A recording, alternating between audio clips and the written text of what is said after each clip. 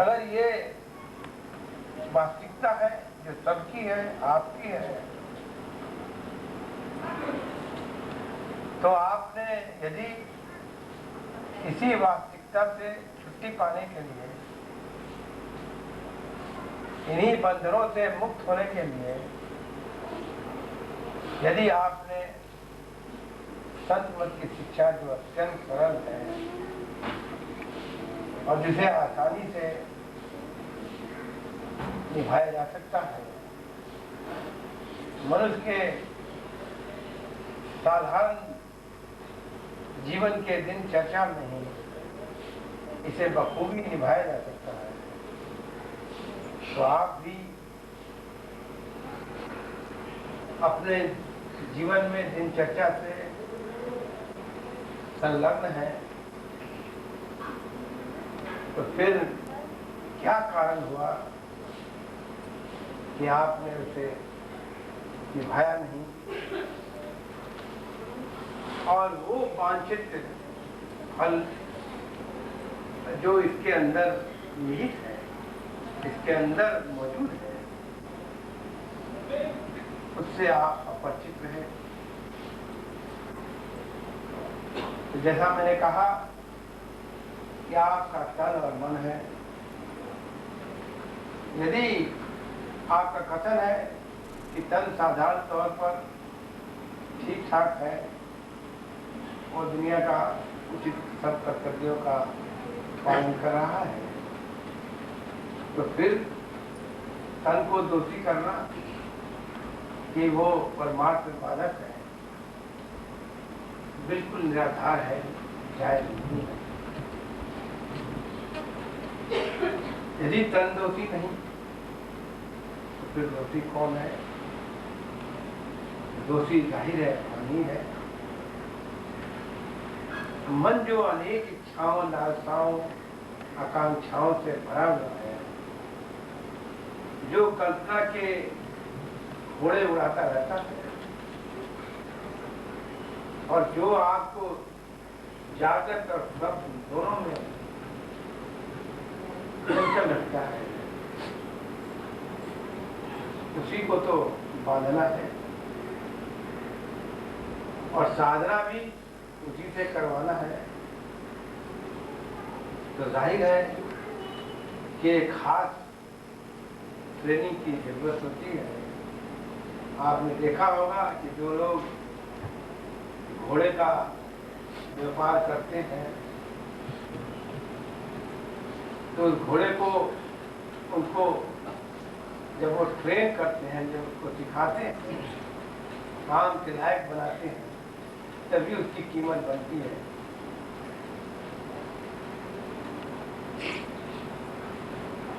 तो यही मन, यदि आप उसे ट्रेनिंग देना आवश्यक नहीं समझेंगे और ट्रेनिंग देने में कुछ सख्ती करना, कुछ कटौती करना आवश्यक नहीं समझेंगे, तो फिर आप उससे लाभ नहीं उठा सकेंगे। वो वैसा ही के वैसा ही जंगली रहेगा, कूदता फांदता, दुनिया में भागता दौड़ता, बेतहासा बिना किसी बेसाधन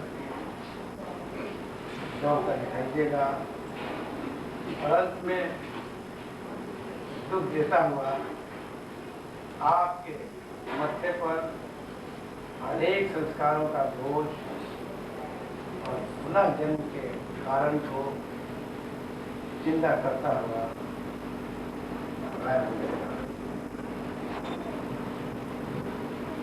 यदि यही कहानी है, फिर आप सबको भी इससे समझ लेना चाहिए। आपको अपने मन पर, मन की इच्छाओं पर दबाव बनानी पड़ेगी। जो इंसान, जो व्यक्ति अपने आप को नहीं देखता परखता, अपने आप से मुराद है अपने मन को नहीं देखता परखता और ये नहीं समझता कि उसके गलत धारणाओं के कारण उसके जीवन में अनेक दोष जुड़ गए हैं, अनेक अपराध से वो भर गया है। वो अंतर से बेहद लज्जित भी है, जबकि यदि वो इसकी संभाल करता तो ये दुर्दशा नहीं आती। दोषी और को नहीं, दोषी अपने को देखना करना परमार्थ की कमी है। आपने कुछ देखा अपनी बुद्धि के दांत में, अब आप परमार्थी कर्म करेंगे तो आपके अंदर एक बड़ा बुद्धि, कोटि की बुद्धि, जो कि उसके और बारीक रंगों को आप दिखाएंगे। जो लोग विज्ञान से संबंधित हैं तो जानते हैं तो किसी चीज का वो बारीक परीक्षण करते हैं तो वो माइक्रोस्कोप को यूज करते हैं और उसमें एक लो पावर और हाई पावर, एक छोटा शक्ति का एक बड़ा शक्ति का और बृहद परीक्षण करना पड़ता है तो वो इलेक्ट्रॉन माइक्रोस्कोप का, ताकि वो किसी वस्तु के बहुत ही सूक्ष्म से सूक्ष्म बनावट को और उसके दोषों को वो पढ़ सके। इसी तरह से परमार्थी कर्म आपको एक विशेष आंख देती है।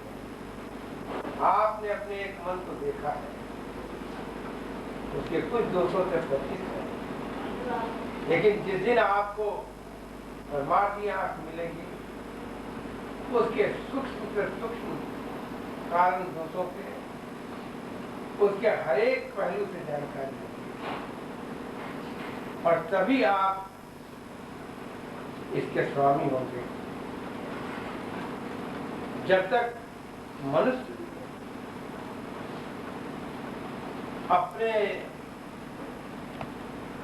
विशाल मन के विशाल क्षेत्र की छानबीन करके उसके सभी तत्वों से परिचित नहीं हो जाता, उसके अंदर सच्चा वैराग और सच्चे अनुराग की आवश्यकता उत्पन्न नहीं होती।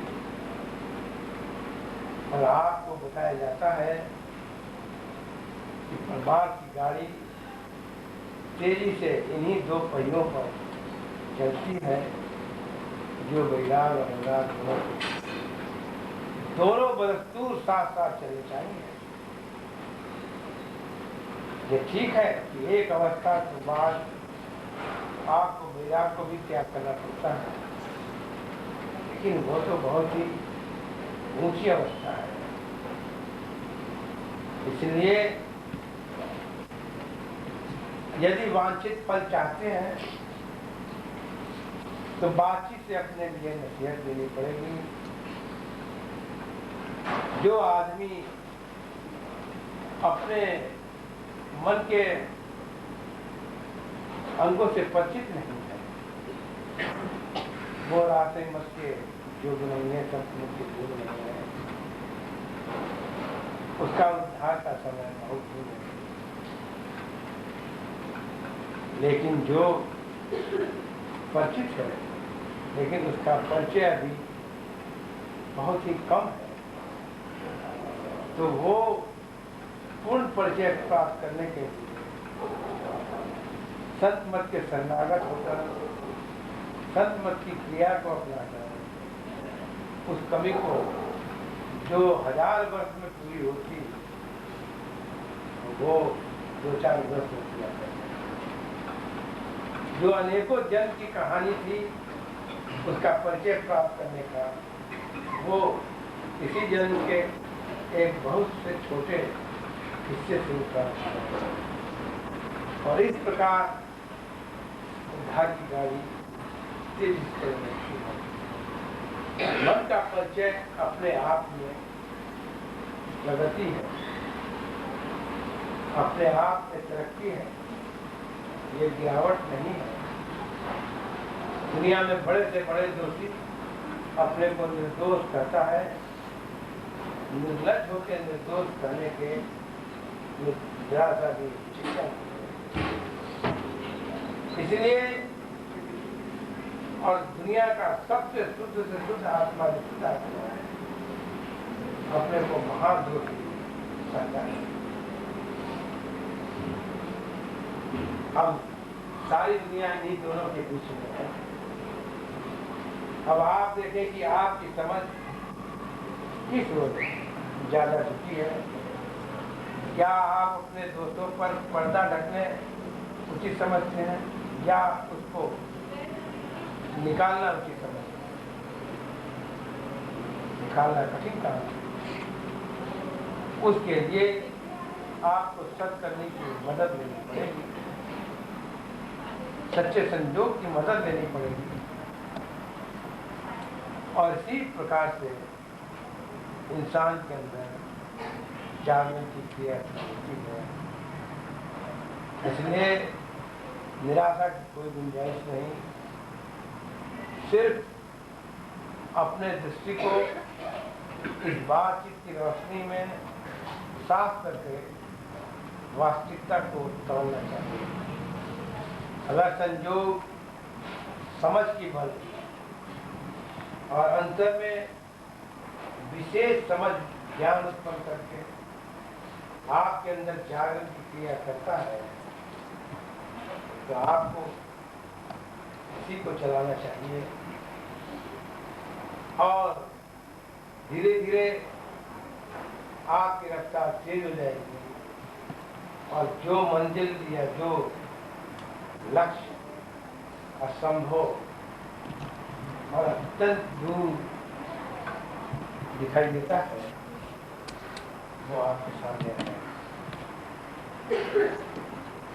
इसलिए मनुष्य के जागरण के लिए, सुधार के लिए नई नई प्रणालियां, नए नए ढंग, सामाजिक, राजनीतिक, आर्थिक सुधार किए जाते हैं हर देश में। और हर देश की एक ही जगह है। कुछ देश अमीर इसलिए हैं कि उन्होंने सैकड़ों वर्ष बहुतों का लूट किया है। यदि धीरे धीरे उनके लूट की प्रवृत्ति सामने आ रही है और उनको भविष्य अंधकार में दिखाई भी देने लगा है। भविष्य क्या होगा, मनुष्य की क्या गति होगी, ये तो भविष्य के हाथ है। आप अपनी गति के बारे में, आपका क्या बनेगा, उसके बारे में आपको चिंता करनी चाहिए। क्योंकि उद्धार कोई सामूहिक क्रिया नहीं है, यह एक व्यक्तिगत क्रिया है। और इसमें जिस क्षेत्र में आप हैं सृष्टि के, वहाँ आपके लिए कर्म करना आवश्यक है। अब आपको यही चुनना है कि कौन कर्म लाभदायक है, कौन कर्म सब कर्मों को खत्म करता है और जो सत्य से आपको मिलाता है और उसे अपनाया जाए। तो शासन खुले शब्दों में इस बात की तारीफ समर्थन करते हैं कि सिमरन और ध्यान और सत्संग की क्रिया यही सबसे उत्तम कर्म है। इन्हीं कर्मों के द्वारा इंसान अपने समस्त तन और मन के बंधनों को जीते जी काट कर और उसके कटने का जो महान फल जीव को मिलता है, वो जीते जी उसका भोग करके सत्य का जीते जी ज्ञान कर सकता है। इसलिए आप सबको, जिन्होंने संत मत की शिक्षा इसलिए अपनाई है कि उनका ये नश्वर शरीर नश्वर जीवन कामयाब हो, जीते जी इसमें सत्य का दर्शन हो। तो उन सबको चाहिए कि अपने जीवन में इसे एक आवश्यक क्रिया, जिस प्रकार आपके लिए भोजन हवा जल आवश्यक है, इसे आवश्यक क्रिया समझकर इसे अपने जीवन में उतारें। ये अपनी सार्थकता अपनी शक्ति का परिचय अपने आप देगा। यदि संयोग सच्चा है, आप सच्चे हैं, आपकी निष्ठा सच्ची है, तो फल तो अवश्य मिलेगा। इसलिए जैसा मैंने कहा, निराशा की कोई गुंजाइश नहीं। प्रगति बुद्धि के नाप तोल से नहीं नापिए।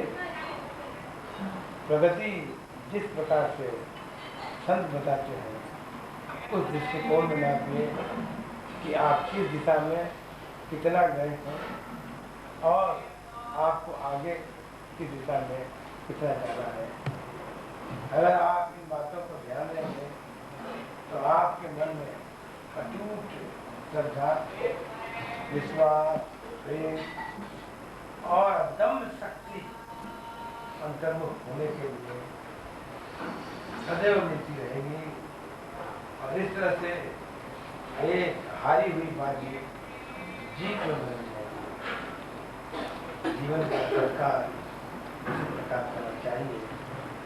इसी में भूत भविष्य वर्तमान सभी सुरक्षित होते हैं। आप सबको इसे अपना कर इसका पूरा फल प्राप्त करना चाहिए।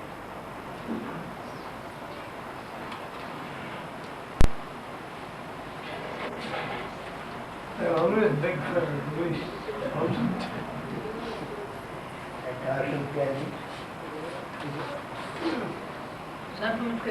शिक्षा आसान है। हाँ, yes, स्पष्ट है। yes. Teachings of saints, you see, are very easy. Teachings are very easy, and any individual, while pursuing his day-to-day activities, legitimate activities, he can pursue it very lightly. But the question comes that many of you have opted this technology in your life, but you are very much under shadow or dismayed that till now you have not that desired development which you of course imagine through your intellect in your life, at least in your spiritual life. And that means you have had no top grade spiritual knowledge till today. I just told that you have to analyze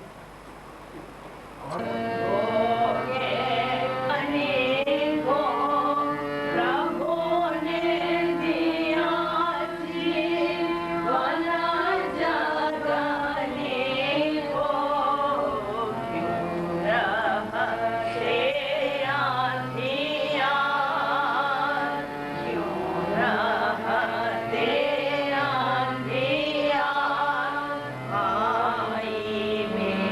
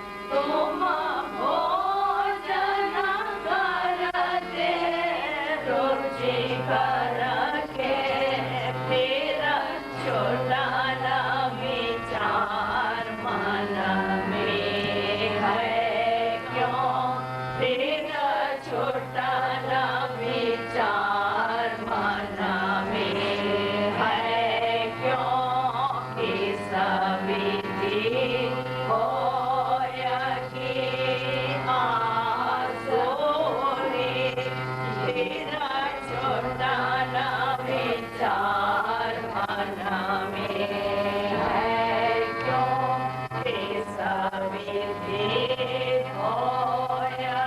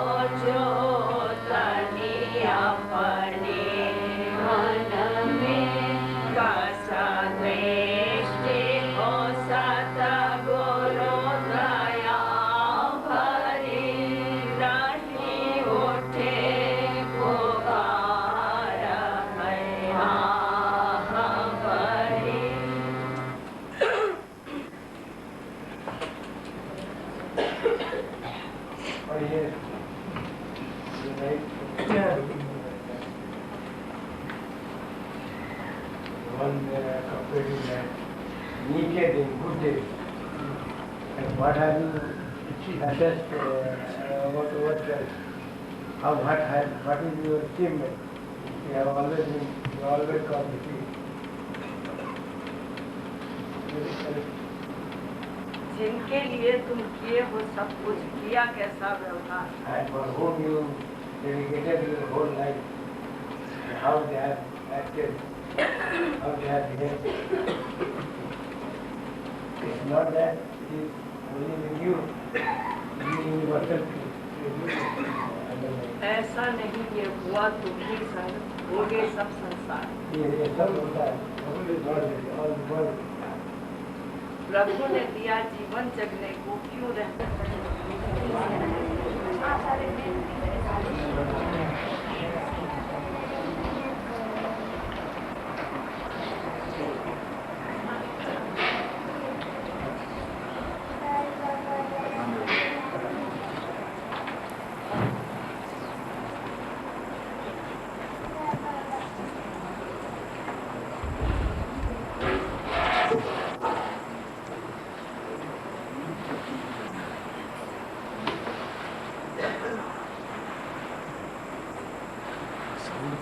Be done.